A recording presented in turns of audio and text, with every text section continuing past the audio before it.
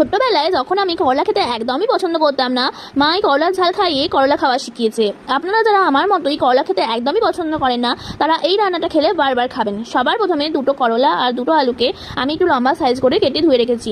এইবার কড়াইতে সর্ষের তেল গরম করে সবার প্রথমে আলুগুলোকে দিয়ে হালকা করে ভেজে তাতে করলাগুলোকে দিয়ে একটু হলুদ গুঁড়ো দিয়ে খুব ভালো করে সব কিছুকে ভেজে আমি তুলে নেব। এরপর একটি মিক্সিং বলে সাদা সর্ষে, কালো সর্ষে আর পোস্ত আর কাঁচা লঙ্কা দিয়ে একটা মিহি পেস্ট আমি বানিয়ে নিচ্ছি। এইবার কড়াইয়ের তেলে তেজপাতা, শুকনো লঙ্কা আর পাঁচফোড়নকে ফোড়ন দিয়ে একটা সুন্দর গন্ধ বেরোলে দুটো পেঁয়াজের কুচি দিয়ে একটু লাল করে ভেজে তারপর তাতে পরিমাণ মতো নুন, হলুদ গুঁড়ো আর কাশ্মীরি লঙ্কার গুঁড়ো অ্যাড করব।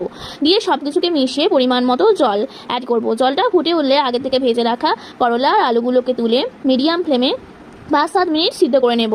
তারপর একদম শেষে একটু চিনির দানা ছড়িয়ে সর্ষে আর পোস্ত বাটার কিছুটা পরিমাণ দিয়ে নেড়ে ঘেটে গরম গরম ভাতের সাথে সার্ভ করব। ভিডিওটা ভালো লাগলে লাইক আর সাবস্ক্রাইব করতে ভুলবেন না কিন্তু।